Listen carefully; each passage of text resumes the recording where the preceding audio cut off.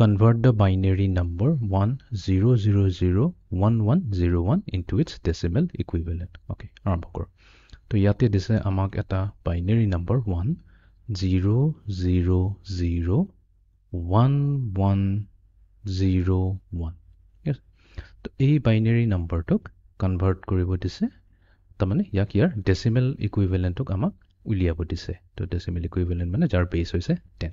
তো প্ৰথমতে আমি কি কৰিম, binary numberটো নোট ডাউন কৰি ল'ম। So 10011101। এতিয়া আমি কি কৰিম, এইটো কিমান হৈছে 1 2 3 4 5 6 7 8 8 বিট নাম্বাৰ এটা আছে। তো এই 8 বিট নাম্বাৰৰ আমি কি কৰিম, ৱেইটটো ডিফাইন কৰিম। তো আমি সদায় LSBৰ পৰা MSB লৈ যাম। LSBৰ পৰা MSB যোৱা মানে আমি যাম from right hand side to left hand side. তো ফাৰ্ষ্ট বিটটোৰ ৱেইট হ'ব 2 to the power 0, নেক্সটটো হ'ব 2 to the power 1, then 2 to the power 2, 2 to the power 3, 2 to the power 4, 2 to the power 5, 2 to the power 6, and then 2 to the power 7. Okay, এতিয়া আমি ইয়াৰ decimal equivalentটো easily উলিয়াই ল'ব পাৰিম। তো decimal equivalentটো হ'ব, তো আমি কি কৰিম, ইয়াৰ পৰা MSB পৰাই চাই যাম। MSBৰ ফাৰ্ষ্ট বিটটো হৈছে 1, এইটো ইয়াৰ ৱেইটটো হৈছে 2 to the power 7। তো দুইটাকে মাল্টিপ্লাই কৰি দিম 2 to the power 7ৰ লগত। So 1 into 2 to the power 7। Next আছে 0। এতিয়া 0ৰ লগতো মাল্টিপ্লাই কৰি একো লাভ নাই। নেক্সটটো 0, নেক্সটটো 0, ডাইৰেক্টলি আমি এইটো বিটত আহি যাওঁ, প্লাছ 1।